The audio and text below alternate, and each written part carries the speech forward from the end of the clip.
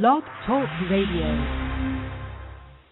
What will it take for you to start opening your eyes, start questioning the bullshit everyone around you buys? You think it's any of your business what goes on between my thighs? I wonder when we'll be rid of your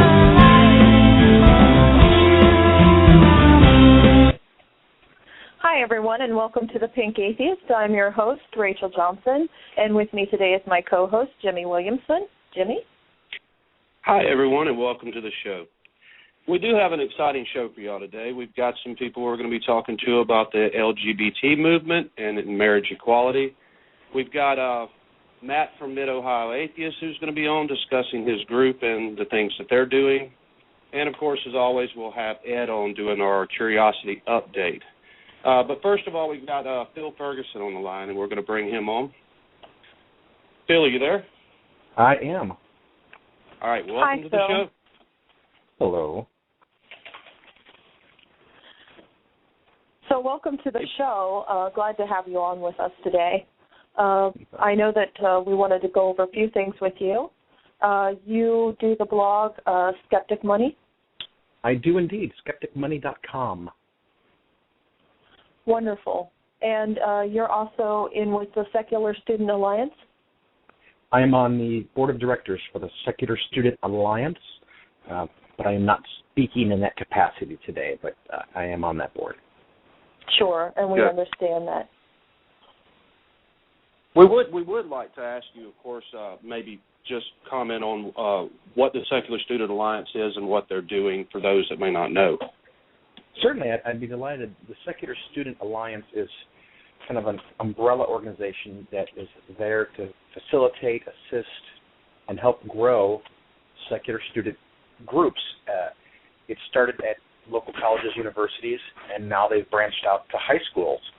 So if you are listening to this podcast and you're in a high school or a college that doesn't have an affiliate group associated with the Secular Student Alliance, you could search them on the web and ask for a new group starting packet, and they will send you a whole bunch of stuff. They will help you meet with administrators of your college or university and help you get started a group, tell you how to find new members, and give you suggestions on all kinds of activities you can do to help make the world a better place. Good. And I'm glad you said that, because I've actually had some people ask how they could get started with Secular Student Alliance, and it is nice to be able to tell people how they could do that. Well, it's an amazing thing because, 25 years ago, I guess, I was at the University of Illinois myself, and a friend of mine and I, we got together and we started an atheist club, and we met 2 or 3 times and just kind of stared at each other and said we agree in the same one not thing. Now what? There weren't really books like there are today. There weren't websites and blogs and cool podcasts like this. We didn't know what to do, and every time we put signs up, they all got ripped down and shredded, destroyed, burned, whatever. So we just kind of stopped. But now you have the internet, you have Facebook, you have blogs. You can find people, and people can find you, and the SSA helps facilitate that. Right. And also the SSA, correct me if I'm wrong, is open to, the general students, regardless of their background or religious affiliation, simply if they are for a secular school. Is that correct? That is correct. That's not how it generally works out in the groups, but anyone and everyone is welcome. The vast majority of the people that are motivated seem to be a little more interested in promoting a specifically non-religious worldview. But it officially is open to all those people. All right, and then what else do you do? About your blog a little bit, if you would. Sure, the blog is skepticmoney.com. Just put up a fun thing this morning. My daughter and I went out for Chinese last night, and I got to thinking about fortune cookies, and I thought, why has no religion ever made fortunes to go into fortune cookies? And we started thinking about what would be in those fortune cookies, and my daughter jokingly told me, and I'm surprised she knows this, but I guess in this modern world I'm not surprised, that after you read your fortune cookie, you're supposed to put "in bed" behind it. So I started thinking, what would some really clever religious fortune cookies be, and how would they be different? So, for example, Jesus will come again in bed. So right now I'm hosting a contest on my blog, skepticmoney.com, and for the next couple of weeks, you put your suggestions there, and after the suggestion period is over, I'm going to pick a winner, and that person will get a copy of Attack of the Theocrats by Sean Faircloth, and it is a signed copy that I happen to have in my office. So wow. They will get that. The top 5, my 5 favorites, I will incorporate them into my talk at Skepticon in the first weekend of November. So if they have their name on there, I'll also include their name and give them a mention to a crowd of 1,500 people. That's awesome. So just trying to have a little fun. Yeah, that's wonderful. While we had you on here, we did want to ask you what you think of this new Atheism Plus. Yeah, and I like the idea of it, that there's no doubt about that. I think there perhaps has been some potentially misguided steps as far as its promotion. Mm-hmm. There's a few people that have promoted it with the idea that if you don't join, then there's something wrong with you, and that's not something I'm in favor of as a concept. But I like more groups. I think the more groups, the better, and those groups can function independently and separately and do their own thing and have different goals and agendas. And when it's really important for something like the Reason Rally, which my business, Polaris Financial Planning, is a sponsor of, the groups can come together when need be and have a stronger voice. And I think the Reason Rally had something like 12, 15, 20 different groups that all chipped in and helped. And that's amazing. That's teamwork that churches can't normally do. And we pulled that off. And I'm very flattered to be even barely involved in that. And I look forward to us doing it again in 4 years before the next election, and hopefully we have 100,000 people next time. Yeah, and the only problem that I have with this new Atheism Plus is that when they did advertise it, they seem to be pointing at the old white men of the atheist movement and saying, you need to step aside. Now it's time for a more diverse group. And I really think that without those old white men having done such a tremendous job pushing the atheist movement forward, that we wouldn't be where we are today. So that really, struck me as odd that they wanted to point out Christopher Hitchens and Dawkins as nothing more than old white men trying to lead this movement. Yeah, I'm not familiar with that exact phraseology by anyone, but if you've seen it, then so be it. I don't think there's any problem with individual people, and I don't think if there is problems that there's a specific group, i.e. old white men, that are responsible. There may be some white men that have done things that are inappropriate or that other people find offensive. Well, in those specific cases, that person maybe should get a phone call, or you should greet them as a friend and give them a suggestion how they could do something better. One of the problems with blogs is that often bloggers get motivated by increased traffic to be a little extreme, a little inflammatory. If you're just kind of like, well, there's this side, and then there's this side, and then there's this side, and there's this side, that's not very entertaining to the reader. But if you pick a position, even if most of your readers disagree with you, they will read that, they'll get upset, they'll make comments, it drives traffic, and other bloggers will pick it up and explain why you're wrong. And so it's kind of this self-fulfilling thing. If atheist bloggers fight, it makes all their traffic goes up. Mm-hmm. So there's the potential to go a little nutty. Well, and the person who had actually advertised it like that is very popular in the atheist community, and they were actually a speaker at the last Reason Rally. And I don't want to obviously call her out, but because I did message her, and she never messaged back to, say if she'd come on the show or make any comment. But I just thought it was kind of odd and like a strike against the men who have been so productive in promoting, our movement. So, well, I can't remember who said it first, and maybe one of you two know that we are, working on the shoulders of giants. mm-hmm. People like Dawkins and Hitchens are mortal men, and I'm sure they've made mistakes. But if it weren't for a lot of work that they did, it wouldn't be as easy for many people to be open and out and express their atheism to their friends, to their parents. And there is, right now, somewhere in America, a 16-year-old girl who is an atheist and is afraid to tell her parents because they will kick her out of her house and she will be homeless. Mm-hmm. But she knows in a year or two when she gets out of the house and gets a job or goes to college, she can speak up and she can be a voice. And it's critical that men and women all be able to be involved and be able to express their voices so that the people around them see atheists out in the public and say, they're not really that bad. I agree. I definitely agree with that. And I would like to see a lot more diversity in the atheism community. I'm just not willing to throw those people aside that have made the headway for us. I actually, have a lot of respect for them. So for me, absolutely. Atheism Plus would make more sense if it had turned towards a positive light and said, look, we just want to include more people and more diverse cultures and bring everybody together rather than this, it seems like, divisionary tactic, like you're either with us or you're against us, and then if you're against us, you obviously must be for rape culture.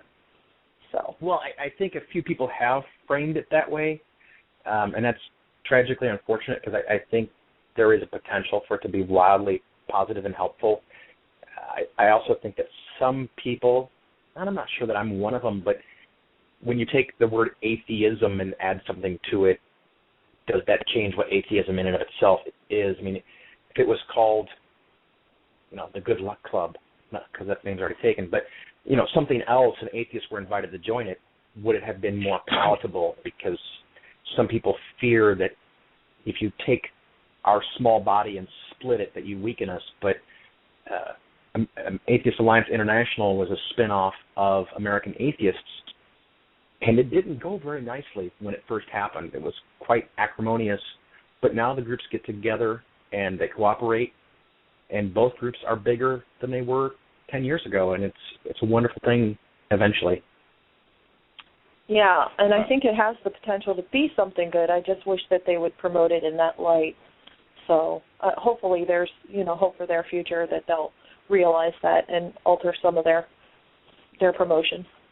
I think the key is for us all to kind of take a deep breath and recognize that the vast majority of people in the secular, atheist, agnostic, free thought movement mean well, and often we can just state something poorly and it gets misinterpreted. But if someone's gone too far, I would ask them to try to calm themselves down and let's all work together.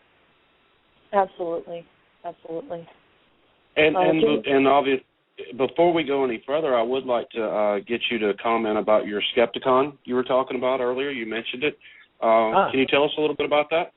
Yeah, Skepticon is the largest free skeptical convention in the world. It is in Springfield, Missouri, and I think it's around the 7th to 9th of November. You'd have to check skepticon.com for the exact dates, whatever that weekend is.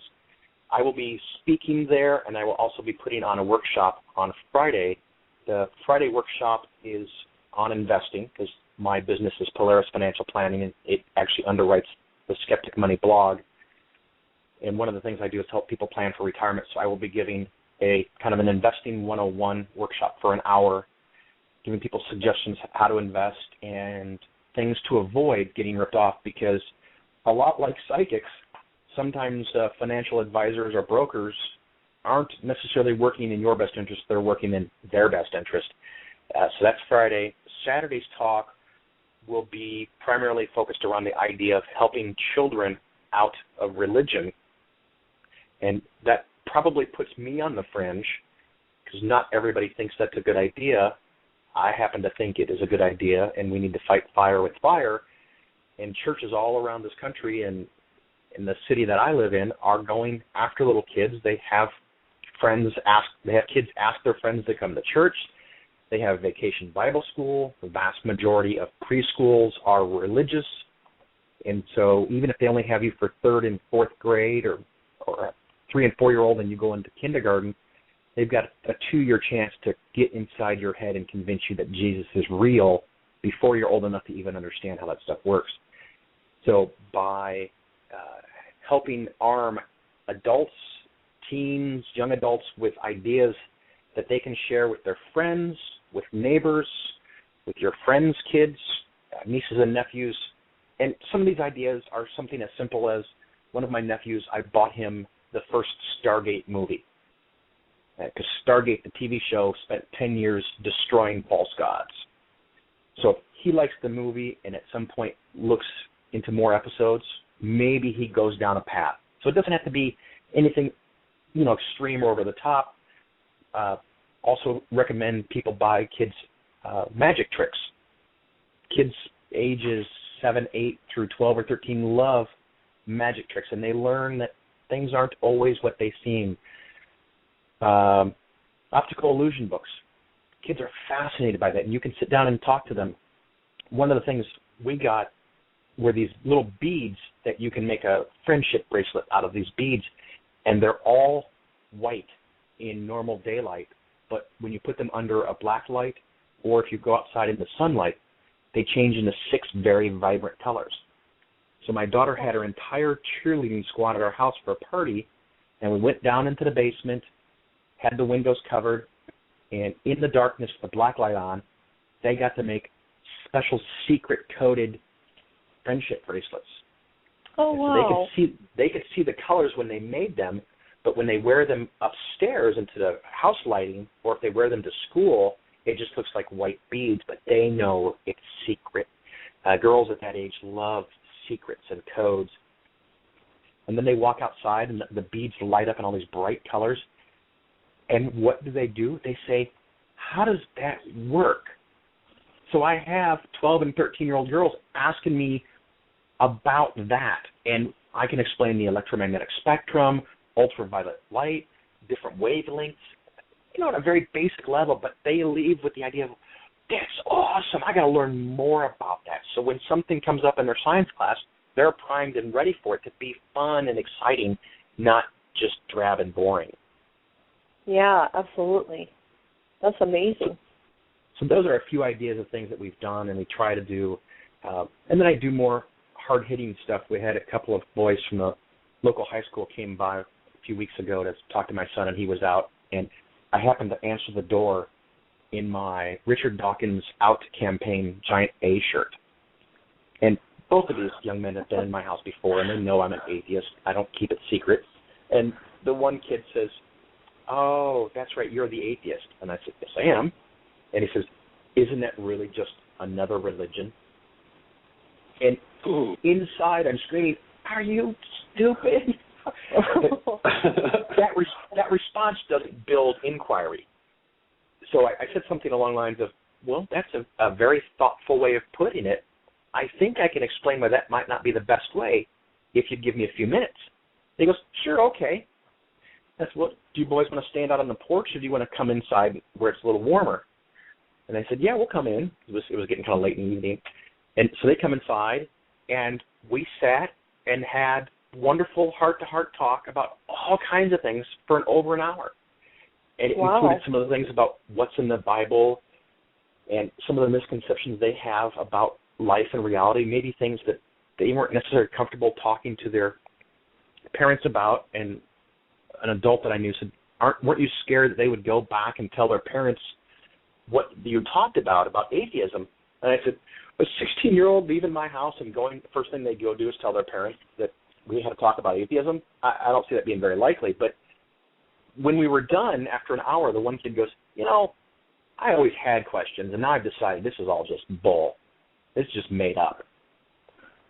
Wow. And so I kind of have the philosophy that religious leaders say, give me a child till 8 or 10 and I'll have them for life.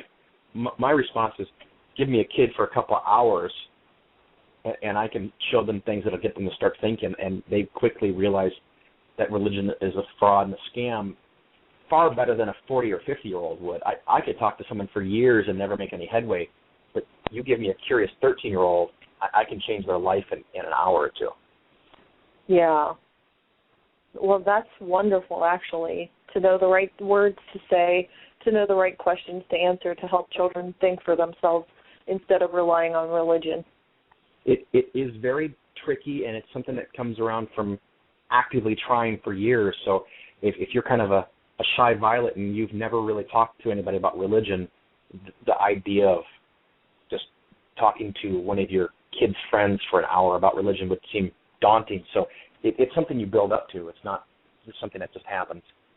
Yeah, that's very true. Well, Phil, we're going to talk to a few people we've got scheduled for the show. What I'd like to do is have you hold on the line, and perhaps we'll have some questions for you here in a few minutes. Great. Well, thank you for having me on, and we'll see you at Skepticon. We hope to. Great. All right. Thank you so much, Phil. All right, we're going to go into, we've got a guest here, Matt from Mid-Ohio Atheist, and we're going to talk to him a little bit about Mid-Ohio Atheist. Matt, are you there? Hi, yeah, I'm here. Thanks for having me on. Thanks for coming on, Matt. All right, I'm Matt. Sorry? No, thanks for being on the show. Oh. You know, we talked about this. We like to promote our local groups and our what they do and their accomplishments and get their names out there so that people in your area that may not know you're there will hear about you. Right. Why don't you go ahead and real quick tell us about Mid-Ohio Atheists? Right, so Mid-Ohio Atheists, well, we started, it originally started as three guys meeting for breakfast back in 2009, and unfortunately I wasn't one of those three, but fortunately I am part of the group now. Recently, in this February, we became incorporated, and we're committed to promoting secular viewpoints, positive atheism, civil rights, and a separation of church and state. Excellent. And what kind of outings do y'all have? What do y'all do? We try to do a variety of things, mostly for the society and ourselves to have a good time. Every month we have a meeting. It just recently moved to Saturdays instead of Sundays. So I guess you could call it the Saturday before the second Sunday of every month. We have a meeting, and then we do things like donating our time and money to the communities, such as Harmony House, which is a homeless shelter, Domestic Violence Shelter Incorporated, the FOMP, which is Friends of Mansfield Parks, and we also adopted a highway. It's here in Ohio, of course, Interstate 71 between State Route 13 and State Route 97. Interesting. And Rachel, do you have anything for it? I was actually at the picnic with you guys this summer, and you guys seemed like a really wonderful group, and I actually made a couple friends out of the whole deal, and that for me is a great thing. And I know that you guys actually do some charity work as well, because you had a little bit of a contest for who brought the most, like, toilet paper and paper towels and stuff like that. Would you like to talk about that, what that was about? Right. Well, we try to go the extra distance. See, most people when they donate for things like this, they always remember the canned goods or the things that'll last a long time. But we find that a lot of the times they'll forget papered goods are also very important for these places. They need those donations too. So we push a little contest to help promote the paper goods, and we only at this particular event we had only counted the paper goods towards winning the contest, and the winner got 2 tickets to a Sam Singleton show, and it's a way we can not just get donations, but get the donations that are needed for those who need it. Yeah, and, like I said, I was there, and that's the great thing is knowing that there are other atheist groups here in Ohio.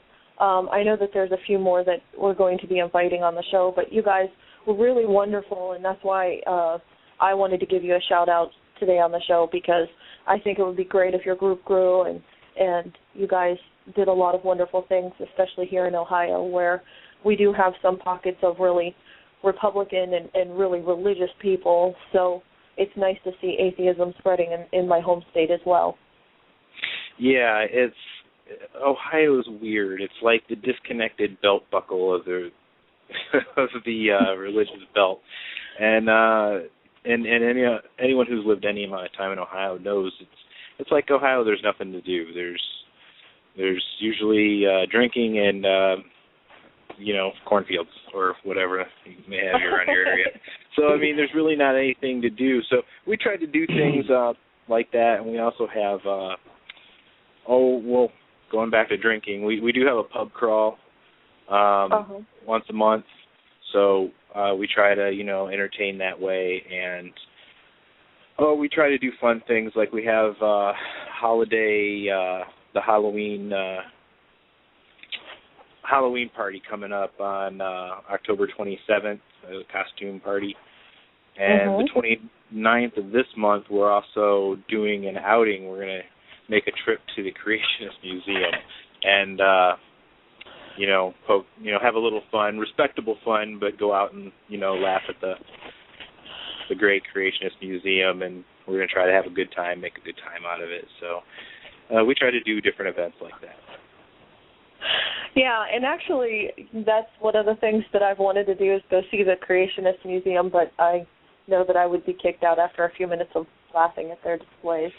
So yeah, we're going to show some restraint, a lot of restraint, but I think the people that our group, we have a blast. It's everyone's very respectable, and we have a good time, and we won't interfere with anything. We shouldn't be getting kicked out and make local news or national news, but we want to go and check out the crazy. So yeah, like I've always said, museums have fossils. The Creationist Museum has displays. So I give you guys credit for being able to walk in there and not laugh your way out. So at least that's better than I can do. Is there anything else you wanted to say about the group? I know that I've talked to Jason a lot since I've been down there, and him and his wife are very nice, and you guys were a great group to just hang out with for the day. So, I just want to kind of name drop a little. I got our president, Ron Stevens, our vice president, Dren Workman, our director of communications, Mike Adams, and myself, Matt James. I'm the secretary. For the whole, as far as our officers go, and push out the website here, midohioatheist.org.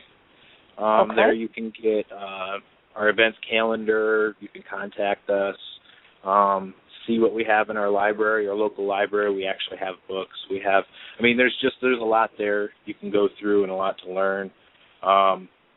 Post a newsletter. We try to be very active. And also, I'd like to mention our affiliates. We do a lot of endorsing for the Secular Coalition of America, and also the American Atheists. We keep in good contact with them, and also they have helped funded and helped support our billboard campaign that we posted this last summer. Yeah, you guys did some really wonderful billboards last summer. Oh, they came out really good. They looked really good. We're really happy with them. And last week we had Blair Scott on, and we're looking up in the future to have Teresa McBain and possibly David Silverman too. So that would be nice. Oh yeah, that would be great if you guys could have them. They're great people. Yes, they are, as well as you guys are at Mid-Ohio, and I'm really glad that I found your group and went to the picnic. And I wish you guys nothing but success, and I hope you grow to having 1,000 members. So Oh, thank you so much, and it was great having you. And thanks again for having me on the show, and I look forward to having contact with you guys again in the future. Absolutely, absolutely. Please keep in contact with us, okay? Will do. All right. Thank you so much. If you want to stay on the line, Matt, we may have questions for you, or people may want to talk to you here in a minute. So just hang on the line, and we'll take some more calls. Sure, I can hang out. All right. All right. Thanks. All right. I guess we'll move right on into our curiosity update for the week, and for that we normally bring on Ed. Ed, are you there? I'm here, Jimmy. All right. What do we have in store today? Well, we're going to start with pretty much where we just left off last week. First, I'm going to just give a brief weather report. We have more data from the RIMS instrument that's mounted on the mast of Curiosity, and that's the Rover Environmental Monitoring Station, just essentially a weather station. This data is from the 14th of this month, or Sol 39, which is a way they designate a Martian day. Temperature-wise, the high was 37.4 degrees Fahrenheit, and you had a low of minus 99.4 degrees Fahrenheit. Wow. Atmospheric, yeah, really. But if you just move those temperatures up a bit, it's really like some deserts here on Earth, where you can get to about 120 degrees, let's say, in a desert here on Earth, and then at night it'll drop somewhere around 30 degrees Fahrenheit. So you got some similarities there. On the atmospheric pressure, we went with 7.48 millibars was what the last data indicated. Again, extremely low atmospheric pressure if you compare that to pressure on Earth, with, for us, nominal pressures are somewhere around 790 millibars. So really low atmospheric pressure there maintained on Mars. Now, the wind is still blowing out of the east, and this is about the same data that was taken 7 days ago. Winds are out of the east, 4.5 miles per hour, so that's steady. Mm-hmm. Now, like I said, we're just going to pick up from where we left off last week. JPL at that time was preparing to test Curiosity's robotic arm. So just for a moment, I'm going to focus on the robotic arm and give a brief description of its features. Curiosity's arm mimics a human arm. A human arm, like a human arm. It has 3 joints, shoulder, elbow, wrist. At the end of the arm is a turret, a hand-like structure on which 5 devices are mounted. 2 of these are science instruments: the Alpha Particle X-ray Spectrometer, APXS for short, and the Mars Hand Lens Imager, and they call that MOLLY. The remaining 3 are for sample acquisition and sample preparation functions. They consist of a percussion drill, a brush, and mechanisms for scooping, sieving, and portioning samples of powdered rock and soil. Curiosity's robotic arm allows for precision placement of these devices over a chosen sample. JPL tested the robotic arm in conjunction with MOLLY, using MOLLY to photograph the robotic arm in various positions. Also, this marked the first time that MOLLY imaged with its reclosable dust cover open, in fact, confirming sharp imaging capability. Previously, that dust cover had been left in the closed positions, and the photographs that was obtained from that particular position, they came out foggy in appearance, and that was because there's a thin layer of dust that has accumulated over that cover over the time that Curiosity's been on Mars. Mm-hmm. Curiosity has not only been checking the function of its robotic arm assembly, it's also been doing what engineers call characterizations also about other parts of the rover itself. We're going to just talk about one of those. Mastcam stands out this week. It was directed to observe chances of viewing the transit of a Martian moon, Phobos, as it moves across the lower portion of the sun. Other opportunities for imaging Phobos as well as Deimos transits that they'll make their move across the sun later on, and that'll be spread over several days and beyond, and we should be able to get some really neat imaging from that. Oh, and by the way, if you guys actually want to see these images and everything I'm talking about here, you can get out to NASA.gov or the JPL website. They all have links to each other, and you can see the movies, you can see the images. They're quite interesting. Yeah, Ed, why don't you link those and post them to the Pink Atheist Podcast group so that everybody that's listening can see them there? Sure, I can do that. Great. Just one more word, though, on Phobos and also Deimos. We'll start with Phobos first. Phobos is in an orbit that is gradually spiraling inwards, drawing about 1.8 meters closer to the planet each century. Get that. Within 50 million years, it's said that Phobos will either crash into Mars or it'll break up and form a thin ring around the planet. Deimos, on the other hand, is spiraling outward away from Mars, eventually leaving orbit, never to be seen again. That's the speculation on that.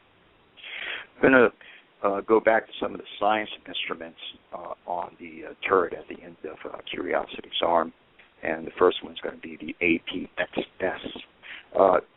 Initially, there was concern about that. When it landed, they were worried about excessive debris on the instrument, which is the alpha particle X-ray spectrometer.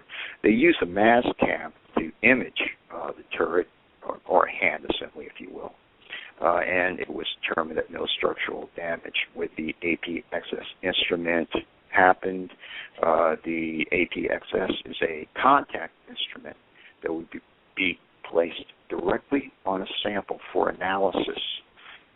The alpha particle X-ray spectrometer completed a reading of chemical ingredients in the instrument's calibration target mounted on Curiosity's body and successfully identified the composition of the calibration target that lines up with the measurements made during pre-flight testing on Earth.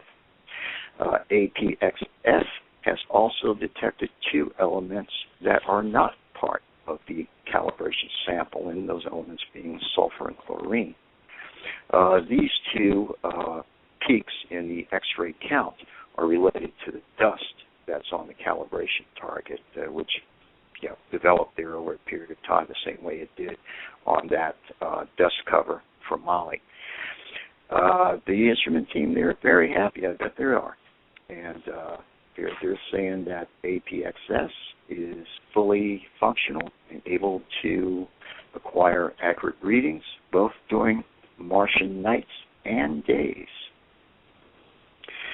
Moving on from there, the robotic arm was placed above the sample inlets for the SAM and Kimen instruments to ensure the positioning was correct. Now, what's that about is the SAM and Kimen are the actual laboratory instruments that is located inside the body of Curiosity, and there's two outlets located on Curiosity's deck that can open and close.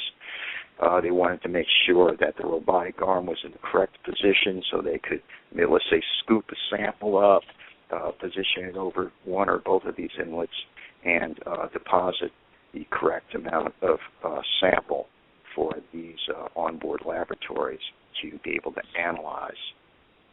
They also did what's called a preloaded organic check material, and that's located on the front of the rover. And they pushed up against it because when they say contact, these instruments get pushed right up against these samples. It could be a rock, it could be the ground, whatever. The force here, they say, is about 115 newtons. They left it in this press position against the sample overnight because they wanted to see if the force was going to vary as the temperature cycled. And you've just heard about those temperatures. They change rather dramatically. And they just wanted to see if there was going to be some difference between the force during the day and as the temperature dropped off on a March at night. They wanted to see if that changed. The organic material is located inside sealed compartments, again on the front of the rover, that can be used to calibrate material for the SAM instrument. The arm was left in that configuration overnight, of course, just to complete that part of the testing.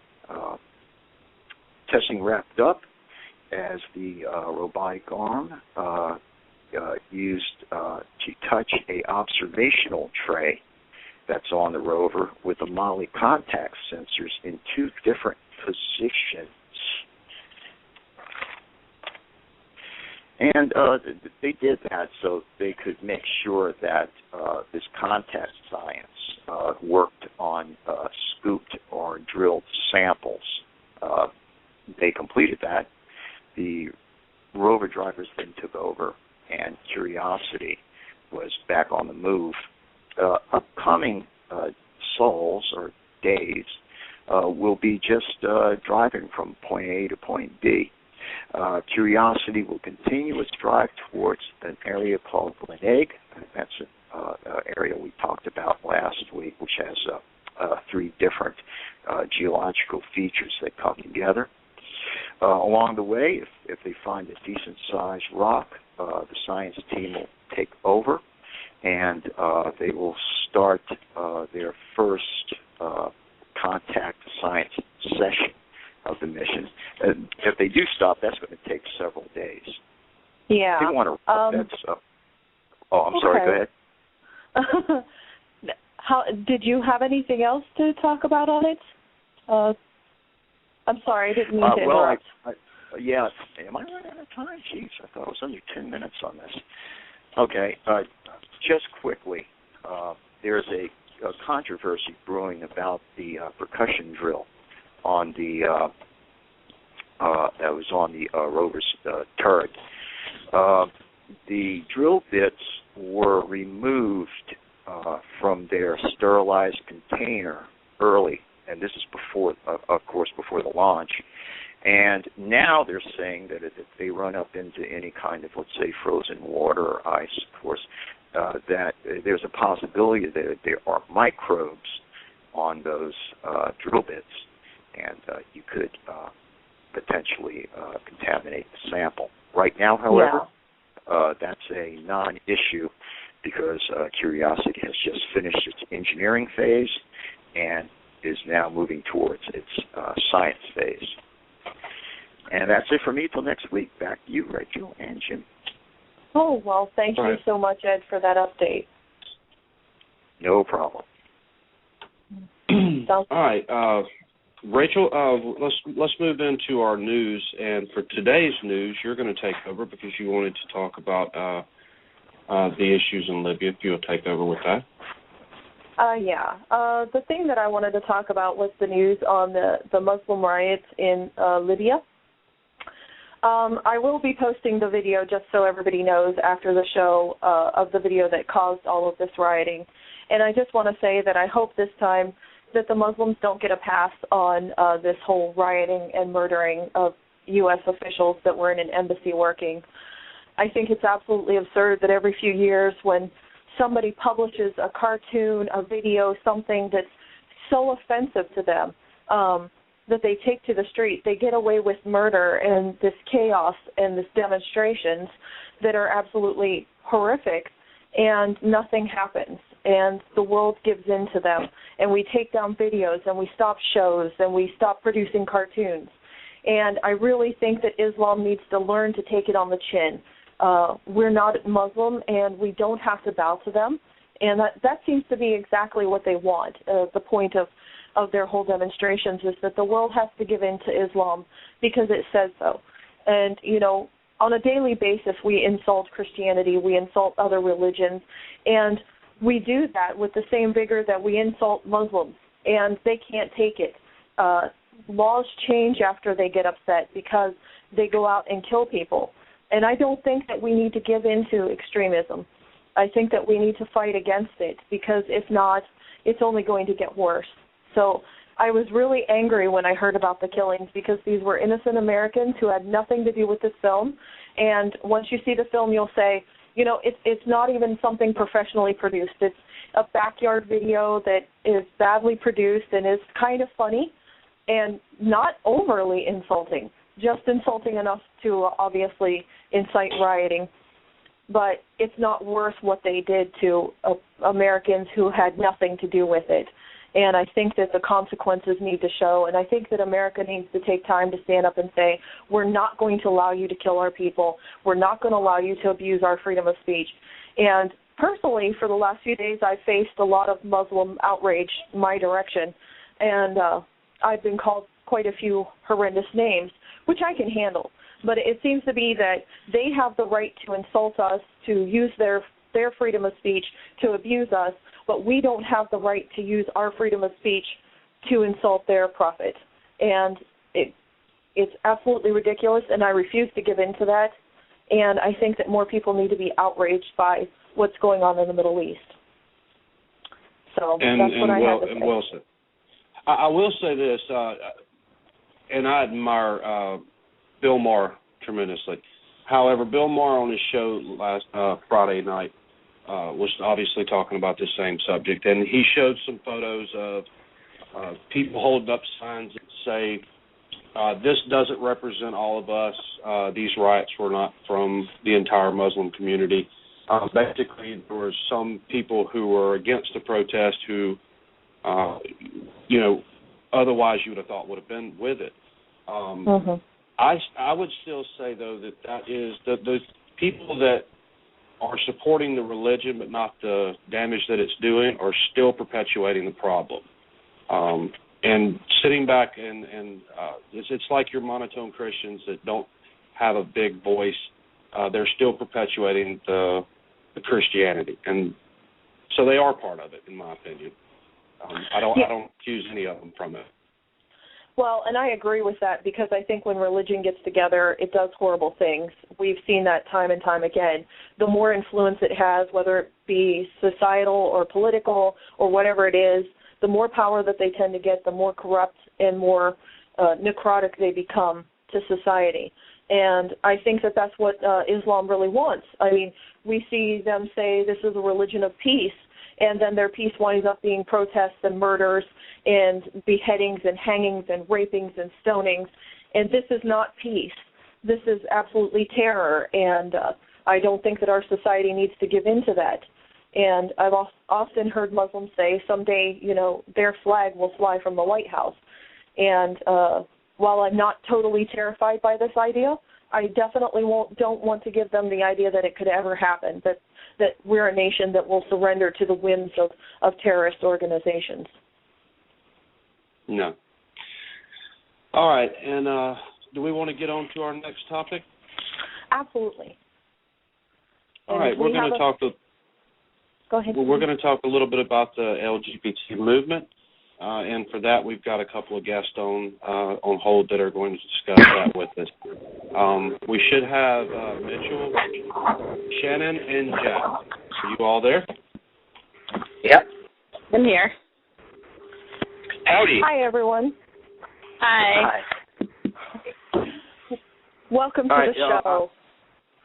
I Thank will you. ask this: if anybody's got us on speakerphone, please take us off speaker because we're getting a little bit of feedback. Yeah, it's actually a lot of feedback. Yeah, you're not on speaker with me. Okay. No, you're not on speakerphone here. Okay. So what we're going to do is maybe we should just put one on at a time and let them speak. All right. I'm going to mute a couple of you out for a second. And we should have Jack on the line. Jack, are you there? Yes, I am. All right. Okay. Hi, Jack. Am I the person with the feedback, perhaps? I think it was you. Yes.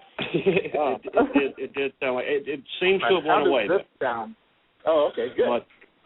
Much better, much better. I'm gonna bring everybody else back on and see if we can't do this the right way. Mitchell and Shannon, are you back? I'm here. Yay, right, it's so much better. Yeah, sounds much better. Shame on you, Jack. That was all you.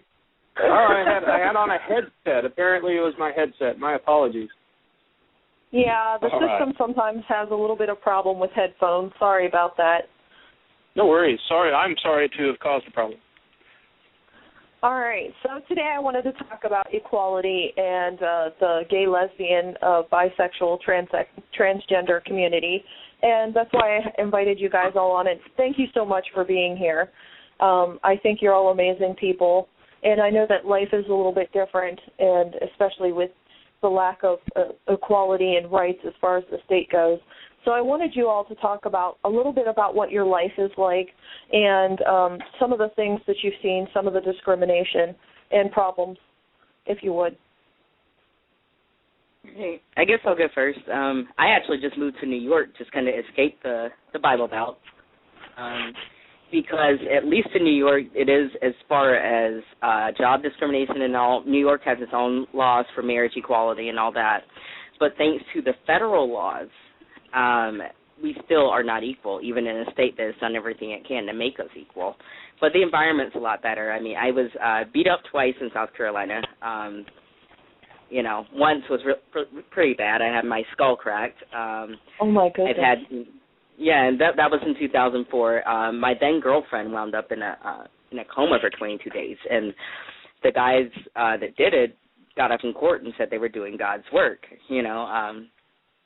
I've pretty much seen it all. I went to conversion therapy and all that, and Rachel, you already know about all that. And it's very, it's psychologically abusive, it's physically abusive. And finally, I had a wonderful friend who was like, I know you want to get out of that area of the country. It's not safe for you there. I had a pretty homophobic family, so, I came on up. It's a lot of discrimination on a daily basis. I actually joined the membership committee of the LGBTQ Center here in Hudson Valley, and I have one of my new friends here is a trans woman who has not been able to find a job in 6 years because nobody will hire her. Yes, she has not had a job in 6 years since she transitioned. That is sad, and that's tragic that happens in America, where we're supposed to be civilized. It is. We are supposed to be civilized. Like, even just walking down the street. I mean, she was, she's pretty tall, probably about 6 feet tall, and like we even get stares just walking down the street in like the artsy district and all. Like, it's really sad. Even in probably one of the most liberal states in the union, people still stare at her. People still, still treat her differently. And even though they can't say that they're not hiring her because she is transgender, it's certainly, there have been indications that that's why she can't find a job, Yeah, and that's pretty tragic because that harms a person's self-esteem as well as, their life. Mhm.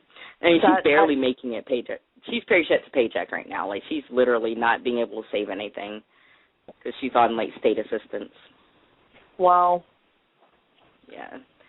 So it is a different world, I guess, to be LGBT. But I would say that, if you're looking for who has it the worst, I would say the T in LGBT has it the worst. At least I can find a job. If I eventually wind up getting fired because somebody finds out something about my life or somebody sees a photo or something that they don't like, at least people aren't turning me away from, like, being hired just for being gay. But they did in the South, which is why I came here.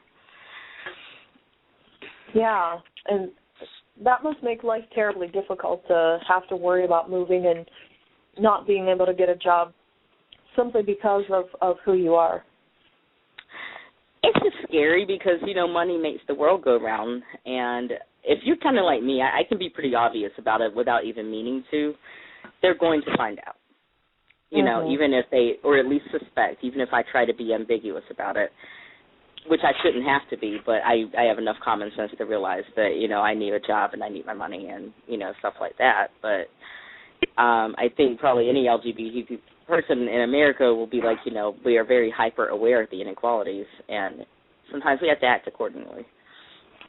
Yeah, I'm sure. Wow. Yeah, Go ahead, I'm sorry. Well, I was going to say we have Mitchell on the line as well, and you mentioned the T in the movement. And I think that should probably lead in just for a second to Mitchell. Would you like to speak up? Well, yeah, it's it is not there. I don't know that there is a state in the union. There may be a couple that have state level. You cannot discriminate against trans people, but for the most part, without completely, talking out of my rear end, I would say, every state has places where you can be denied job or housing strictly because you are gender variant, because you're transgender or and thankfully with the Affordable Care Act, legally doctors can no longer say they're not going to treat us. Say we go to the hospital because we've got a broken leg, whereas before they could say, you know what, take your butt down to the next hospital, we're not going to deal with you. Now they have to. But at the same time, I say, yay, it's a win in our case, in our corner there. And at the same time, now we have to start educating doctors, and we have to really start, this is when the education really has to begin. And sometimes I feel like it's a never-ending battle. Wow, yeah.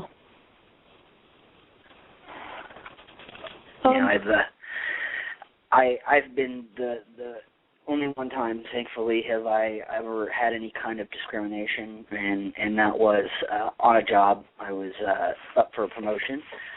My immediate supervisor knew that I was trans. Her supervisor, who was a very religious woman, did not. And my supervisor outed me to her supervisor, and I didn't have a job long after that. Oh, no. That's terrible. It happens, I was very angry about it for a long time, but I moved on to bigger and better things, so, I'm all right with it now. Yeah. And it's good that there were bigger and better things for you, because I would hate to think of somebody like your friend who is just being rejected and turned down because of who they are. It's such hypocrisy on the part of religion, because they talk about this love and acceptance and Jesus and all of that, and then you see what they do in reality is they live in corners and fear, and they spread that, and then they discriminate and they promote hate. And that's really the problem that I have with religion. I couldn't agree more. Yeah, me too. I say it's, growing up in a fundamentalist family in the Bible Belt, what I do these days is from dating on out, I stay as far away from, people who hold deep faith on, a fundamentalist level as possible, specifically, Pentecostal, Southern Baptists, the real fundamentalist sects like that. They don't want anything to do with people like us. In fact, it's a safety issue. They will do us harm. Yeah. Right. And Jack, do you want to chime in here a bit? All right. Yeah, I'm probably an odder guy out. I've been raised in the South, left the South, and now find myself back far, far south. So it's been an interesting ride. I have lived in much more accepting places. I lived in a very small coal mining town, and I grew up with a lot of difficulty, a lot of depression that comes along with just trying to justify, okay, I'm different, I know I'm different, apparently this different can really get you hurt. And I ended up married for 10 years. So that was a long and difficult 10 years in many ways, not just for me, but also for my ex-wife. After coming out, of course, it was a real realization. I think I have a window into something that a lot of folk out there may not understand as clearly as they might if they've been out all their lives, just how deep the lack of rights actually reaches. You don't realize what you don't have until it's taken, what you have, rather, until it is taken away from you. And the very thought after, living chunk of my adult life that somebody could reach into my life and say, no, you can't, or no, you're not as good as we are. that it's deeply offensive. It's actually a kind of like mental friction that goes on all the time. So it's I don't know, subtle in many ways and overt in others. Particularly the further south you get, definitely into the Bible Belt. It sounds like the other gentleman definitely with the beating up. My goodness, that fortunately has not happened to me. And we're all thankful for that, because there needs to be less beating up and hurting of people who are gay. And I think that society needs to understand homosexuality more. And, studying biology and understanding the physiology of people, I realized that I've talked to a lot of people who said, at 5 years old, I knew that I was gay. I knew that I didn't like, girls or guys. I knew that wasn't what I wanted. And I've always said to people, a 5-year-old can't make a sexual choice. They're not, they're not cognizant of their sexual orientation as far as that goes, as what I should like, what I should do. So when you see that behavior in a small child, you know that must be something that is either biologically set with them or chemically set with them.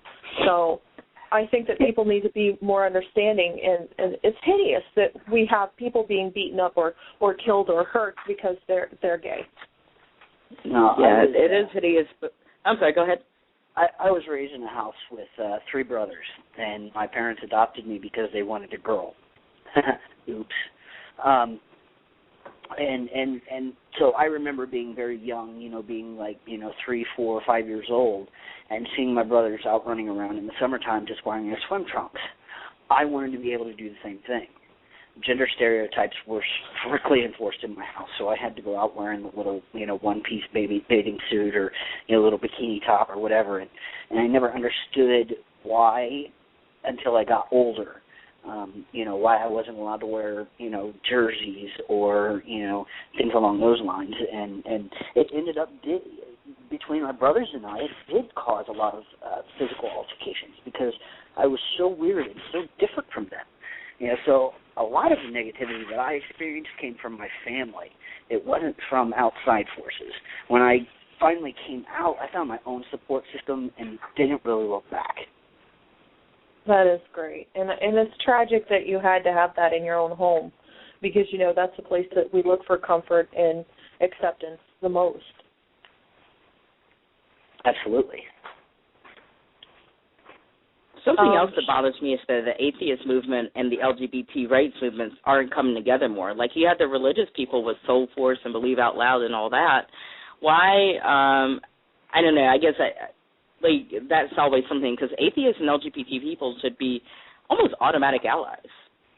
Mm-hmm. I think in on that one. Yeah, sorry, Jim.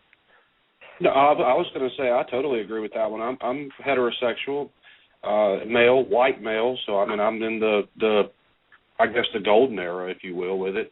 But yet I try my best to help out, and it is because I'm an atheist, and I realize that our struggles are not the same, but equal in that we're looking for rights. Mhm. Yeah, I was wondering why, because I know there was the Washington Marriage Equality Group who distanced themselves from the atheists that donated money to them when they were pushing to get that ballot measure removed to ban same-sex marriage in Washington. And I don't know why. Nobody knows why. They never gave a concrete answer. But I think there might be some friction between two movements. I don't know why, if there is, because I've been a member of both, but I'm rather new to open atheism. But I've been, trying to kind of get into the sector onto a more professional level, and I haven't seen any connection between the two, and I find that odd. Well, they're not exclusive. And I hate to say this, you can be an atheist and actually, hate the LGBT movement. That's possible. It's not common, but it is possible. So they're not exclusive. So I understand possibly why the two don't have intermingling conventions or what have you. But yet as people, I think you do find more support from the atheist movement than you would from, obviously, from any Christian movement. That goes without saying. Mm-hmm. That's why I understand why groups like Soul Force and Believe Out Loud are getting so much attention. and there doesn't even seem to be an LGBT atheist group like this, like in an official 501c3 nonprofit like Believe Out Loud and so forth. Which, I mean, as far as if religious groups go, they are doing good work and all that, but I also think it's wasted because they really think they're going to convince the fundies that like they need to be accepting of gay people and trans people and bi people. It's not going to happen. Their beliefs tell them otherwise. Well, we still have Phil on the line. That was something Phil was talking about when we had him, and he is still on the line. Okay. Some of our people that are in the movement, are like Phil, are really for having multiple groups and having as many more. The more the merrier, as he said. And so, no one's stopping any one individual, like yourself, from starting that. I mean, it may take you a while to get it off the ground, and I'm sure Phil could probably help you with that. I mean, as far as how to get things started, it may perhaps you're onto something, and you should do that. Yeah, because I was thinking about it, because, like, I just relocated. I don't even have a full-time job yet here. I just have my internet work, so this would be kind of a prime time if I really wanted to at least seek the information, if you will, to do that, because I don't know anything about starting a nonprofit, I'll be honest. Especially one that potentially, Right, and Phil may not be able to give you all that information, but I brought him back on. Phil, are you there? I am. All right. You want to comment on that? Well, I'm not a real big expert on starting an organization, and a 501c3 only takes a couple hours of an attorney's work and will set you back about $800 to $1,200, depending on where you are. But you probably want to have several friends that go in with you, because starting something by yourself will take all your time and energy, and it just makes it a lot harder to do. Yeah. Yeah, it was just something I've always been curious about, because I belong to a normal, American Atheist. I belong to a plethora of LGBT rights organizations. I've been doing that for about 13 years, actually. And I'm on a membership committee of an LGBT center here that I just joined. So, it's like I'm no stranger to working in that arena, but it's just it's always struck me as odd. Like, why do we have all these religious gay groups, but Yeah, that has always surprised me. I understand why most atheists support individual rights and groups that you're talking about, but I'm surprised that it doesn't always go the other way around. And starting a new charity organization that's a subgroup of a subgroup might be more daunting than one would hope. Gotcha. Yeah, it's just something I've always wondered about, because I was thinking maybe even just a board with an LGBT board within an atheist organization, or an atheist board within an LGBT organization, or something like that. Yeah. Well, and I think that the support is growing for the gay community. I just think it's going to take time, because once people shed their dogma, they have to get past all of those old prejudices, and we have to teach minds to be more effective and more open, and it just doesn't happen, overnight. I mean, the atheist movement has grown a lot, and I think that support for the gay community is going to grow too, and like Jimmy and I, we stand beside you guys wholeheartedly, and I love all of my gay friends. They're wonderful people, and I would do anything in the world that I could for them. Yay. and well said. I mirror that, Rachel. That's a good statement. And again, being heterosexual, I have no real stance on the issue. I will help out as much as possible. That's the best I can do. And if I can help you out starting a group, I'll do what I can. Okay. Sounds good. And I know is Shannon still sitting on the line with us? I'm right here. Hi, Shannon. How are you? Hi. I'm good. I've been talking all this whole time. I don't think I ever properly introduced myself. I'm sorry. Oh, that's but okay. Yeah, I'm still here. Yeah. I wanted to give you a chance to talk. The other guys have gotten their opportunity, so. No, I talked. That was me talking. I have a very deep voice. Oh. That was me talking. Okay. But talking about the nonprofit and all that, I didn't introduce myself. I apologize. But that's fine, sweetie. It's fine. But yeah, I was just wondering about that. That is something that has always kind of bothered me, because I'm like, I always get like letters and stuff from Soul Force and Believe Out Loud, and I'm just not I'm not a religious person, and I don't like religion at all, so I don't feel like I belong in those arenas at all. Pro-gay or not, that's just it's still promoting the Bible and all that is truth, and I just don't think it's a good thing. No, and I would agree with you there. Why sell yourself out to religion just to have a community to stand behind you? I mean, I think that it would be more wonderful if the atheist community, and I think they will come along to embrace the gay community. I think we just all have to learn to unite. And it is hard because, I have other gay friends. They're a lesbian couple, and they're wonderful women, but they both go to church every Sunday. And I said to them, how can you do this? How can you go to church every Sunday and thank a God who, has verses that says you should be condemned? And they told me, no, well, that's not the God that they believe in. And I think that that's a scapegoat for a lot of people, that they pick and choose, they cherry pick what they're going to believe, and then they allow themselves to believe the same dogma. And I'm of the mind that if something is going to, push to destroy you, you should probably push back so that it doesn't. And that's a whole lot of like this friend that I was talking about from the center. She is devoutly Christian, and we actually got into it a little bit in the women's group on Friday night, because we're all atheists. She is the only non-atheist that goes to women's group, and I was just like, really? And she was like, well, I've been rejected by about 14 churches, but I finally found one that'll let me come. And I'm like, you're begging this religion to? I mean, I don't understand it. It was pretty depressing to listen to. How she's been rejected by all these churches, and that's depressing to me.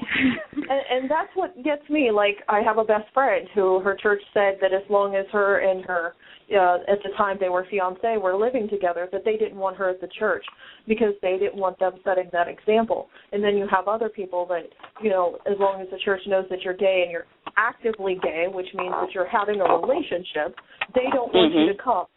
And it's like, how can you be non-actively gay? And how should you have to hate yourself inside every week when you go to church and then feel like you're supposedly part of this community? I think it's absolutely absurd. It is, and there's a lot of gay people. That's why I stopped dating theists. Like, I think actually I had told you about this at one point. Like, the girl who I was dating was very self-hating and saying, well, we can find somewhere where they'll accept us. I'm like, I'm not going to go hunting around for some church to worship some deity I don't believe in. This is just ridiculous. That's when I stopped. I stopped at I don't know any gay theists who are self-accepting. I don't know any of them. It's a lifelong struggle. Yeah, and I find that the amount of self-loathing that you have to go through to be religious is horrendous. I mean, the idea of being born and being wicked and then growing up and being wicked and everything you do is wicked, and then trying to appease this monster who's constantly watching you and be good enough for him is just too much. And I really don't buy into all the absurdities of religion. And I can't even imagine what it's like to be homosexual and have to go through that, because that's like a ton more of self-loathing piled upon you. And it's just ridiculous that people buy into that. Well, my mom said to me, that she wants to see me in heaven someday, and I said, well, I love you, Mom, but I don't think I'm going to be in some place I don't believe exists. Phil here again. I spent 5 years earlier in my life on pretending to be a Missouri Synod Lutheran, and 3 years on the Lutheran School Board, 2 years as the treasurer, and I helped prevent the school from going bankrupt. So I have a lot to make up for. But I was always amazed with this philosophy of, as long as you're not practicing gay, as long as you're not actually living your life, But people who drink, which was you're not supposed to do, or people who gambled, or people who cheated on their spouses, they were allowed to stay. They were allowed to keep coming back. Well, what makes being gay that much worse? I could never get over that hypocrisy. Yeah. Go ahead. Go ahead, Phil. I'm going here.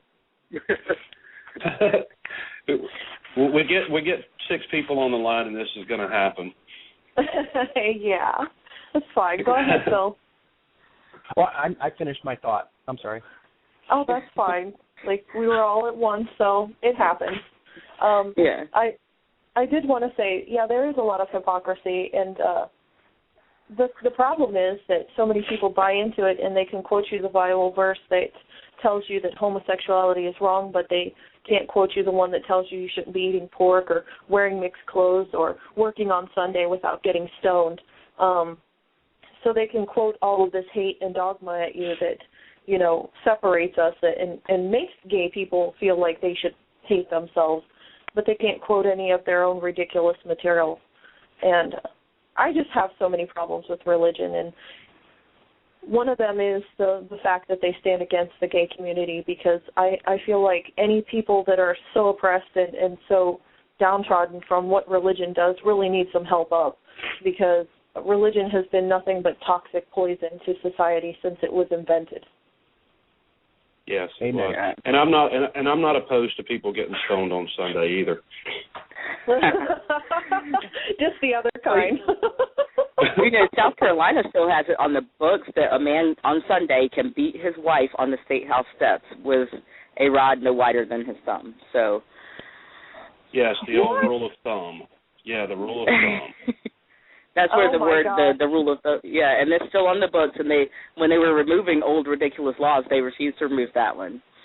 Do they have a law that says the wife can beat the man 6 other days of the week in the house? Because that would make it fair. Yeah, I know, right?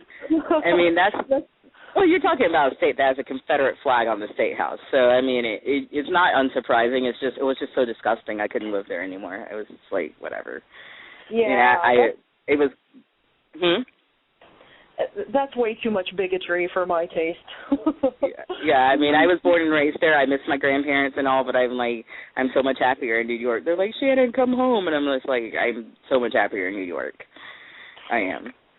Yeah, and I've been to New York. It's a beautiful place. It's so huge and so tremendous. And at least, they don't have the Confederate flag flying and people thinking that some deity floated down from the sky and made everything with one poof.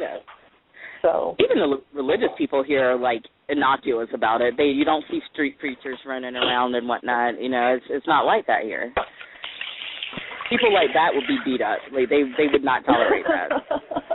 Well, yeah. I don't wish for anybody to really get beat up, but No. It's like absurd amounts of religion in the South. It's like you can't get away from it. It's so toxic everywhere. Well, no, you can't even buy it in the count. You can't even buy. Go ahead. Well, I was about to say I'm living in the deep, deep South. I'm down on the Gulf Coast. Oh wow! I do work with a lot of small governments. There is no meeting I go to that prayer does not start, and we are talking about city business. There is no committee that does not meet that doesn't have at least one minister on it.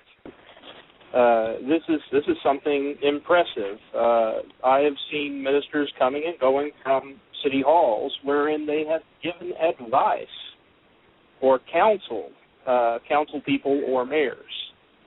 It's insanely pervasive. There is very much what I used to see in my own old church a long time ago, which was an attempt to control people.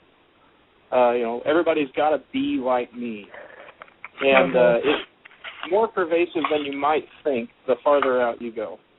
So. Yeah. I'm sorry, I didn't mean to bring it all the way down. No, that's how that is. You're right. That's how it is. My mother's a school teacher, and of course she's a fundamentalist and has no problem with it. But they start school board meetings football games, basketball games with a prayer. And I know that's illegal. That's a violation of the Establishment Clause. Yes. Don't mention it, though. I mentioned it just one time. City was holding the National Day of Prayer event in the city council chambers. Many ministers, all of them Christian, no other religions involved. And my mention of the event and the fact that it was indeed breaking the Establishment Clause was met with a lot of scorn and not a little bit of anger. I swear I probably could have gotten bigger smiles from stepping on babies. So it was a grim situation in which I kind of got concerned that oh boy, I bet I lost this one. Yeah, for me living in Mobile, Alabama, it is horrible here. The religious right is just horrible. Everywhere you go, there's billboards, Christian billboards. There's a church not far from me that has a fountain in front of it that sprays up about 20 feet tall, and it has these large red lights that shine in it. So at night when you drive by, it looks like blood spewing out of the ground. That's fine. Yeah, it's totally fine for them. That's so morbid. Yeah. Oh, that's happy to them. They're absolutely happy to see that. Well, and I think that when you guys are talking about this, Jack and Jimmy, it's so amazing that they have infringed so much. And this is what I was saying earlier about religion. If you give a little, it takes a lot. And then next thing you know, we're all immersed in it, whether we want to be or not. And that's why separation of state and church exists. And you have small towns like that, and speaking out is sometimes absolutely dangerous to your life. Oh, trust me, well, the thing is, Mobile's not that small of a town. It's actually a pretty large town. And even with its mass numbers, it's still extremely Christian. Mhm. Yeah. It doesn't matter the size of the towns down there, because the town I was living in, Rock Hill, was about 70,000 people. It was just that they were all religious, and if you dared to speak out, that was it. You better not. Just like they threatened the American Atheists that had the signs of the billboards up in Charlotte. That's about 20 minutes from where I was. And they threatened these people. Wow. And that shows, and we all know, I'm from Ohio, so I'm a northern girl, and we all know the power and influence that the Bible Belt has. Some of the televangelists that are absolutely insanely rich and popular, especially are from the South, because they know that where there's religion, there's money. And it's a good racket. It's made them millions. And so they have all right now, Rod Parsley. The World Harvest Church, Columbus, Ohio. And it amazes me how much influence that the Bible has in that area, and these people are insanely zealous over this. They think that every word of the Bible is true, that poof, there was Adam and Eve, and there are demons and angels and miracles and all of this, and they buy it. And they're some of the worst hypocrites and some of the most hate-filled people that you could ever meet. Yeah, and they believe blood spews out of the ground apparently close to me. Maybe Jesus is hidden under that. I have no clue, but it's an interesting sight to drive by that church. I'll take a picture of it one day and post it. It's pretty interesting. Yeah, that would be interesting. And somebody just said it always comes down to money, and you're right. It always does come down to money, and the more money they can get, I want to say this. It's amazing to me because I've seen older people who will give their last dollar to a church that's got millions of dollars, and they sit there and they build a stage. And here in Ohio, we have the Trinity Broadcasting Network that when they were first small, everybody was in this little stage, and then they got huge because people gave them their last dollars. and they built this big golden stage with these golden crosses, and we're wearing all this jewelry and looking so fine, and they don't care about the people who gave their last dollars, for food and gas and bills to them to pay for this big set that is absolutely horrendous and make these people nothing but millionaires. Yeah. And to make the church itself a millionaire, and it's not necessarily always the person. They do their ministries, if you will, or they, will go out and go overseas, whatever, and they think that's noble. But every single time they do that, it's padded with, here's a Bible before I give you food. Their ministries are nowhere near what a secular ministry would do, to me. Yeah. Well, and 90% of it goes to pay for the preacher, the church, his mansion, his whatever, and then like 10%, if that, goes to buying Bibles and a little bit of food for the poor. And so the blessing is actually on them because they can trick poor people into making them millionaires. Yeah, and I'm sure that fountain wasn't cheap either. That's probably a pretty expensive fountain they've got up there. When I moved up here to go to Kent State, one of the things that appalled me was I was driving up the highway and I realized that this huge 2-story building wasn't a factory, it was a church. And, I mean, they have a parking lot that is enormous.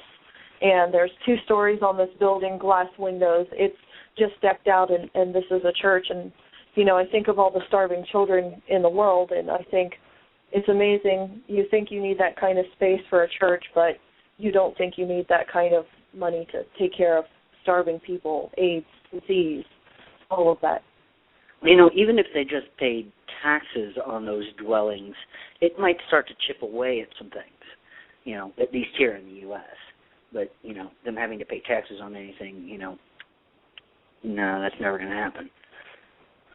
Right. Somebody just commented on that about the Mormon corporations and how they pay no taxes. And also, we in that I've mentioned the Mormon Mall that they've got, where an entire mall is set up for profit that pays no taxes. Yeah, and that's a huge oversight on the part of the government. I don't know why a church gets a tax-free status versus anything else. I think that they should be paying their fair share. I mean, they want to exist here. They're basically a business. Their business is selling people heaven, and, they sell it to them well. So if they're going to make a business out of this and get the profit, I think that they should definitely be paying taxes. I don't think any kind of religion should be exempt from that. I think that everybody should do their fair share, and especially when you see these guys living in huge mansions and, having several cars and limos and all of that. That's absolutely absurd. Yeah, it's really pretty disgusting. I mean, it's just like, like Pat Robertson. He has 3 mansions and 6 cars. Mitt Romney is a bishop in the Mormon church, so shouldn't he not be a politician as well? I certainly agree with that. He shouldn't be a politician. Apparently, he doesn't know the difference between separation of church and state because everything he does is religious and religiously motivated. They even posthumously baptized Barack Obama's dead mother. The woman was an atheist. Same with his wife's father. I mean, that's disgusting. Well, it was his wife's dead father that he baptized. I'm not sure about the Obama on that. You may be right on that too. It's some of his family, but no, it was his wife's mother that he baptized, or father, I'm sorry, that he baptized, who was a scientist, and he decided that it was his turn to baptize this dead person. Well, and like Bill Maher said, we should start baptizing people atheists. Just go to random graves. You're now an atheist. See how that works. See if the dead give a damn. Bill Maher also unbaptized Mrs. Romney's father. Yeah, And it's just so absurd. Like, you think that suddenly they're just going to appear on a magic planet somewhere out in space and have it for themselves. Okay. Well, it doesn't sound any goofier to me than any other religion, really. No. Yeah. Yeah, I think they're all goofy. absurd. I just think that it's really, really strange to baptize dead people. That goes even beyond anything I've heard from any other religion. That's really strange. Yeah, we all think it's really strange, and I think that the religious people really don't understand how strange it is unless you're outside looking in, and then you go, that's almost insanity. And, you know, it was interesting because I took a sociology class, and our professor was teaching us the difference between a religion and a cult is the number of members. So I guess the difference is if you have 25 members, you're a cult.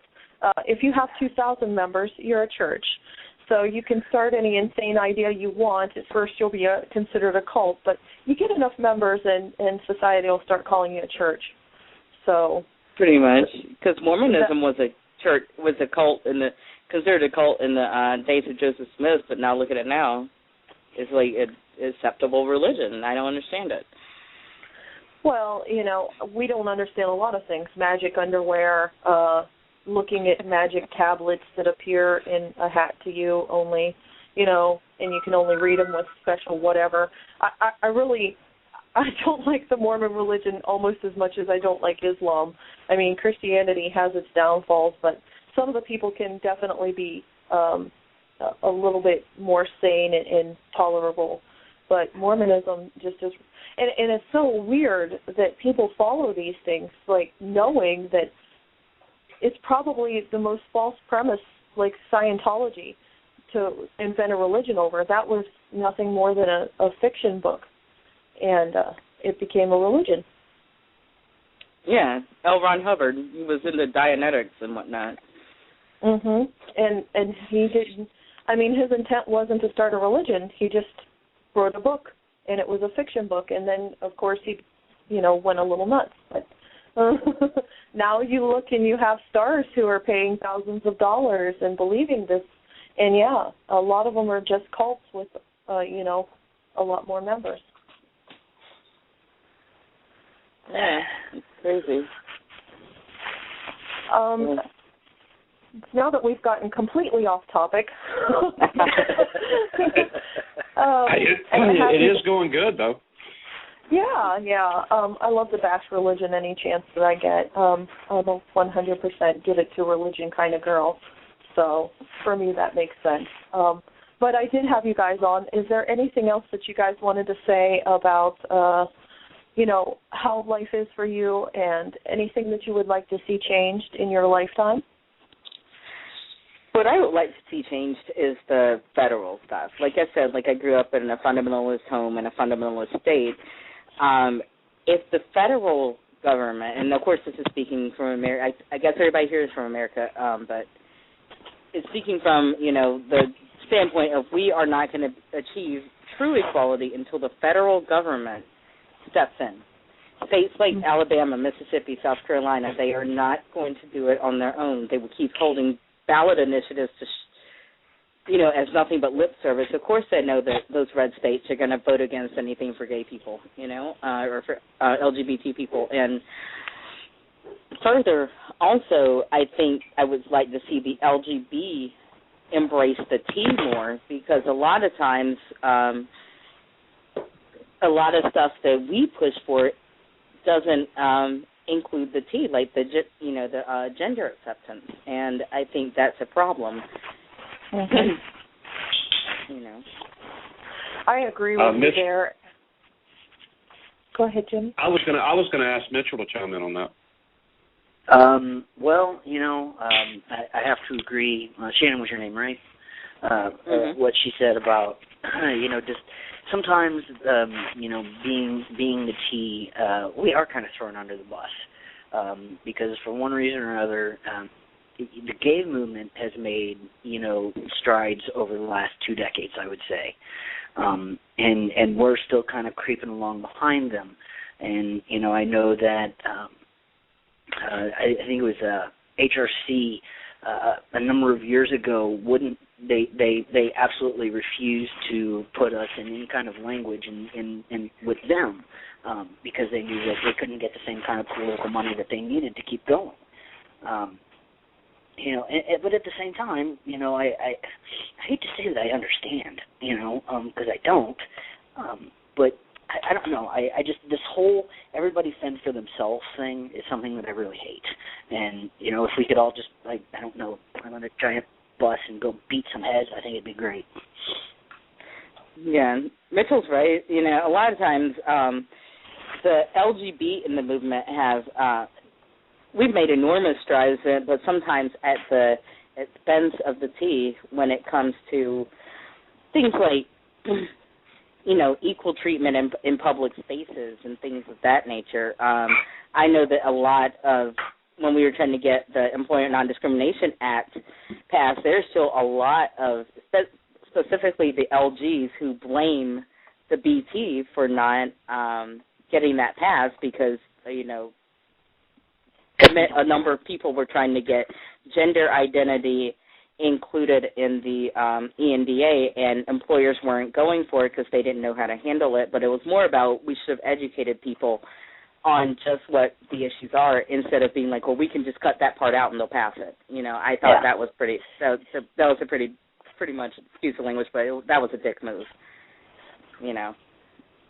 You just said exactly what I was thinking, only much better. Thank you. I was pretty appalled at that. I was not behind that, in 2010 whenever we were all, really pushing to get the employment non-discrimination at the federal level. I was like, we don't need to do it without gender identity. And they were hurting themselves, too, because while they might not be able to fire me for being gay, they could fire me for being butch. And making people uncomfortable was the language that was used.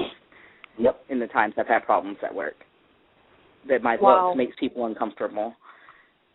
And I tend to think of it like transgender. Once you've done the transformation, I tend to think of them like the person that they are, not the person that they quote unquote were. Because to me that makes sense. It's who you felt like, it's who you were, and now you've become that.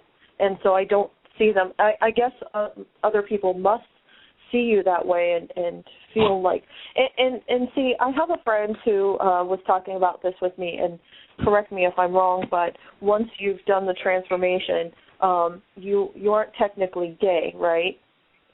Well, I am technically gay because I am a man and I am married to a man. Okay.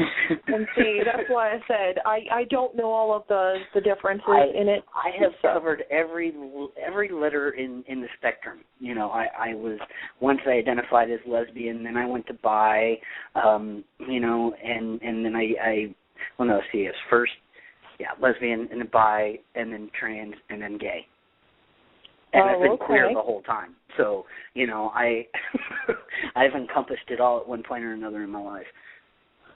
Yeah. And see, I think there's a lot of us out there that don't know the difference. We know if somebody's a lesbian or that they're homosexual, that they are what they are. But when it comes to transgender, I guess that there are a little bit of different rules.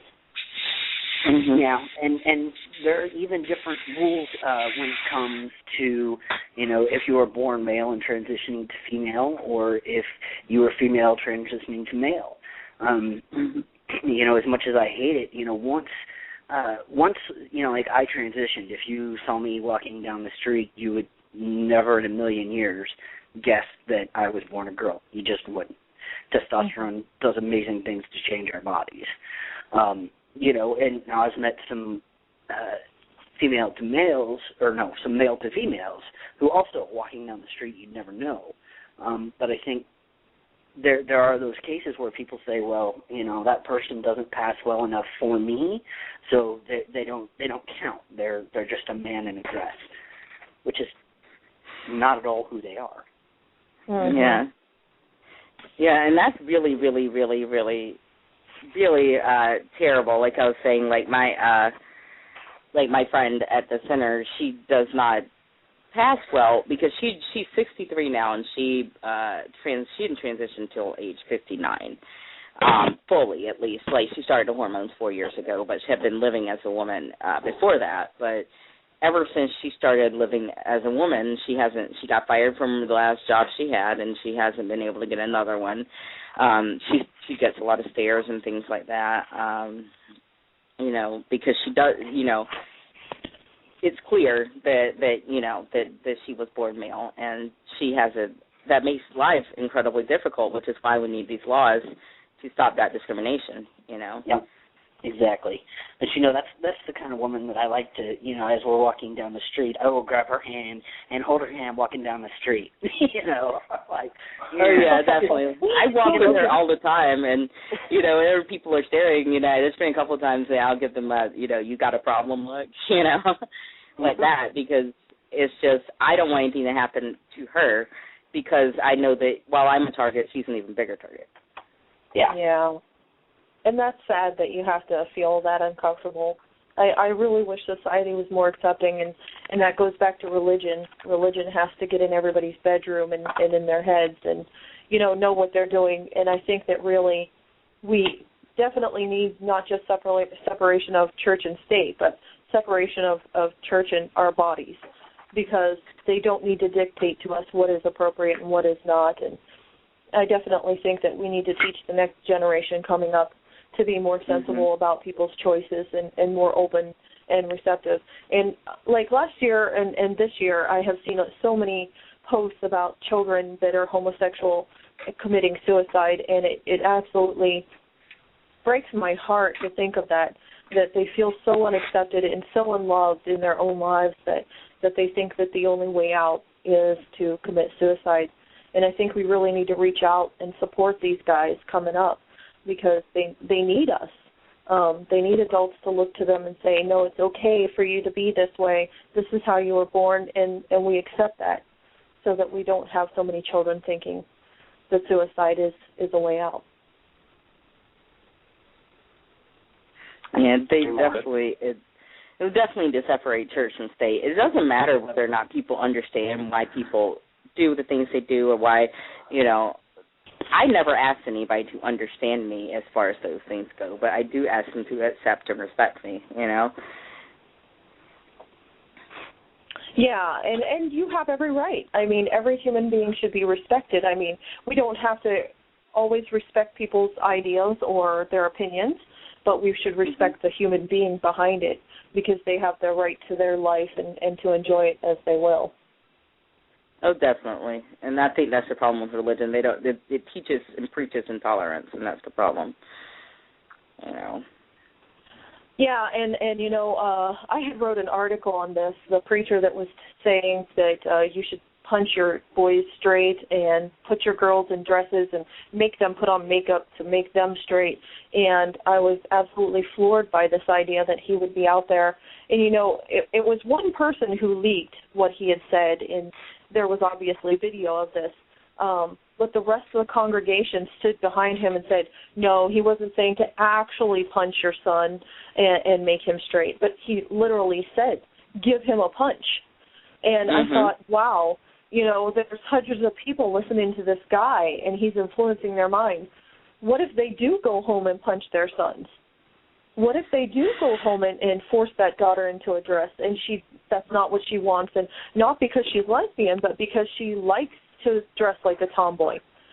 And I just wrote another one the other day saying, what if the gay community said, punch your child gay, or make that girl put on boys' clothes to make her a lesbian?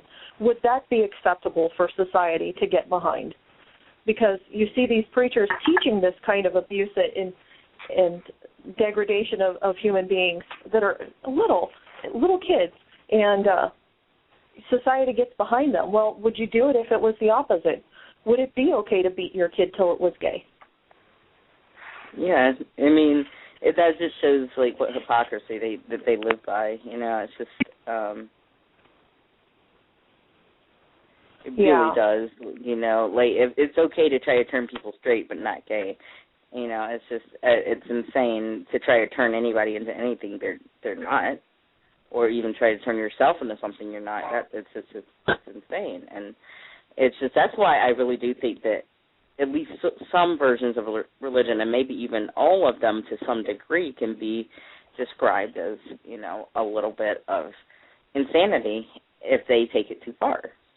Mm-hmm. You know, it's kind of like Bill Maher says, it can be a form of insanity if you don't use some discretion in your beliefs. You know.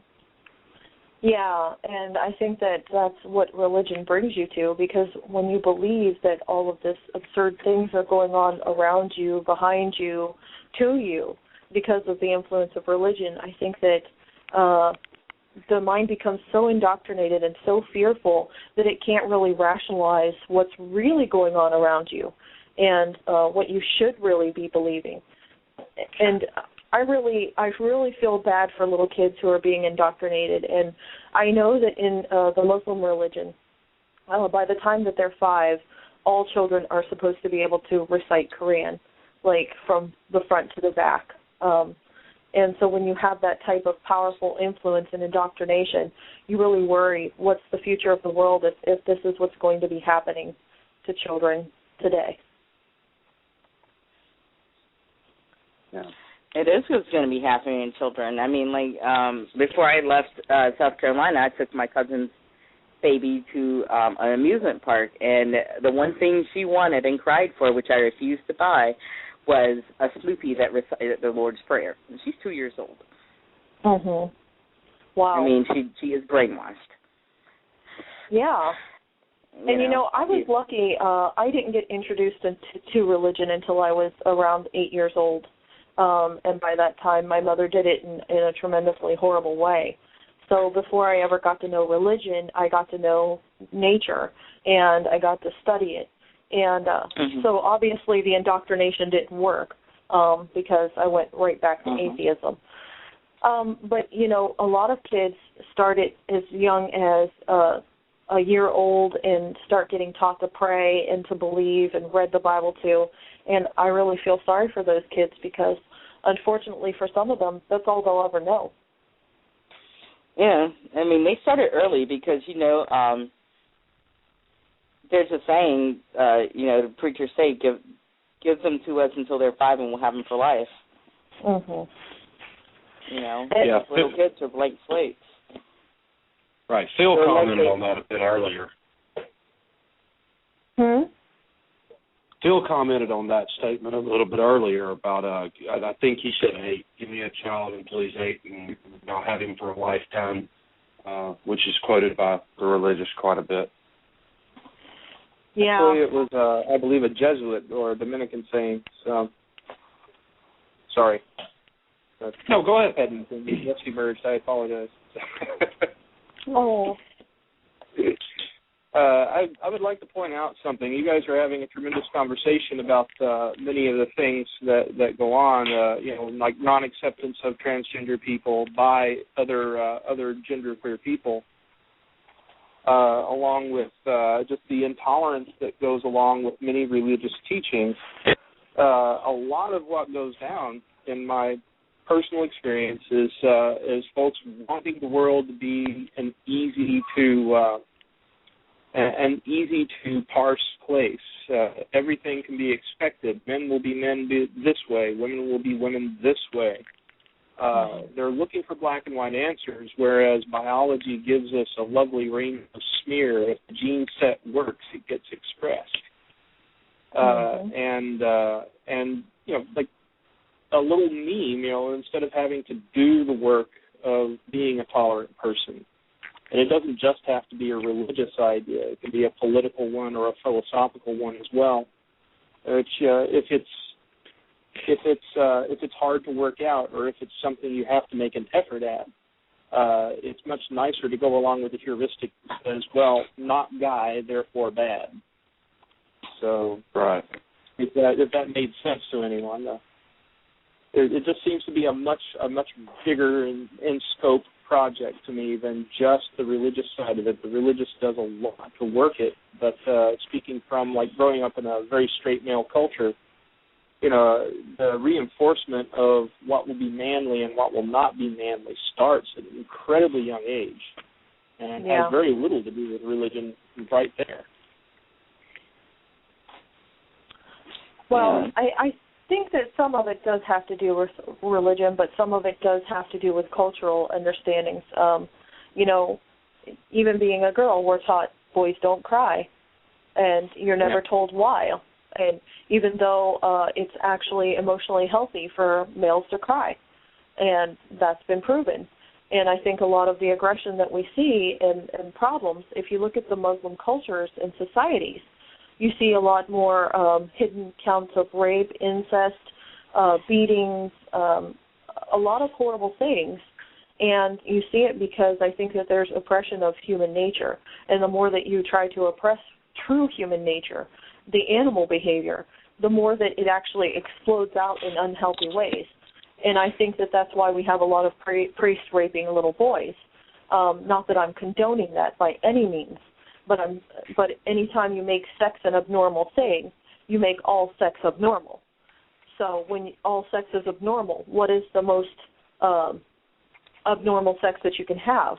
Well, that's raping little boys, and that's available to them. So, like I said, I don't condone it, but anytime you demonize something that much, it makes the human mind more curious and more likely to rebel. I think you're right. And people also need to realize that making something that is perfectly natural into something sinful or unnatural or whatever, it just makes you bottle it up. And it also runs you crazy in other ways. I know, like, all the times I tried to be straight, it was probably the times I was the most mentally ill, Mhm. It really does do a number on you. I know, I have PTSD from all of that nonsense to this day, and there will probably always be a bit of resentment towards my family and towards the churches and all those people because they ruin your life, for a very long time. Yeah, and I definitely can't imagine trying to absolutely change your whole sexual orientation to suit someone, and that's got to be completely devastating to do because, I can't imagine trying to have sex with someone that, there's absolutely no attraction towards as far as the gender, and trying to convince myself every moment that attraction exists. Just my thoughts. It is. It's almost like trying to live in like a foreign, like some kind of foreign land or something. Like it's just, you can know all day long it's not normal for you. It's not natural for you. But this is what all these people who you've always looked up to as authority figures are telling you that you must be. And it's just, you'll eventually wind up like a Ted Haggard type. If you look at him and you see how pathetic that situation is. And he doesn't love his wife. Everybody knows he's gay. He was addicted to methamphetamines and all sorts of things. He was caught with men in seedy hotels many times. Things like that. It's just that's the sort of life you will lead if you choose instead of a life of love and happiness, you will lead a life of pain and denial. Hidden sex. Yeah, and I agree. And I think that the more normalized we make sex and the more that we talk about it as a society and teach kids that it's a normal, happening, that we are animals and we are part of the animal kingdom and sex is normal, I think that we can change those minds and that future generations can actually be happier. And I think that society as a whole benefits when you have more happy people doing healthy things rather than indoctrinated people doing sick things. So. Yeah, I mean, look at, like, these preachers. Like, that's just absolutely sick. Like, the priest that just a few weeks ago was caught running down the road after a boy that had been at a sleepover at his house now. Right. Which, that in and of itself, strange. He was running, I would never let my child sleep over I mean, really, Yeah, I'm waiting till parents are held liable for those type of situations. Yeah, if you put your child into a house with a person who's been sexually deprived, of something that they're naturally inclined to do, and you don't expect your child to be touched, then you're the one with the problem. Mm-hmm. Yeah, it's not normal to abstain from sex. It's not normal to think that sex is wrong, and it's not normal to have an idea that you can be closer, quote-unquote, to a deity if you do abstain from sex. And I think that people need to realize that. And I know the Catholic Church has been talking about it, and the nuns were actually talking about it, and the folks said, no, absolutely not, we're not changing these rules, because people are tired of the fact that these priests can't have healthy, normal relations, and so they're having absolutely abhorred, abnormal relationships, and they're doing horrendous things to these kids. And, I mean, then you're raising a bunch of kids who are, you know, they've been sexually abused, and then they don't have these boundaries that are healthy. They don't know what healthy relationships are, and so you're raising a generation of damaged kids, and that's not fair to them. No. I mean, if you look at all the, I mean, it's all over the Internet. If you take a look, I'm sure you've seen some of it, the testimonials from people in the Catholic Church and how it ruined their lives for decades to come, and, you know, and there's no going back when something like that happens to you.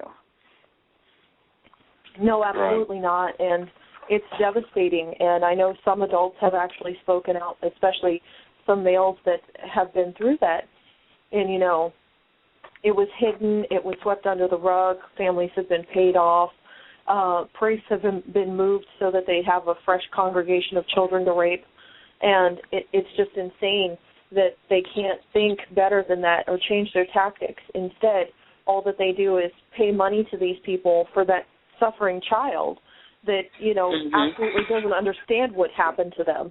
And that priest moves on to do it to more kids. And it's frightening to think how many people are gullible enough to let their little child alone with an adult male who doesn't think sex is normal. I mean, that to me is absurd. Yeah, I mean, really, because this priest was like 50 years old, and they let a 12-year-old boy spend the night at his house. And they were going to let him, they were going to let him take him on a camping trip. And I was just my gosh. I mean, like, who does that? Like, I mean, that's just weird in and of itself. Like, that's some sort of very weird blind faith that I think some Christians have. You know, that the people in charge can do no wrong. I think they choose to be blind because they want to love their religion more than they love their children, because any adult who thinks about what that means is not going to let their 12-year-old child stay alone with a priest who's obviously unmarried, has no normal urges. I can't even imagine. Like, religion is so ridiculous for all of its merits. Yeah, I don't think you're going to get any argument from any of us there. I'm sure I'm not. I'm very sure.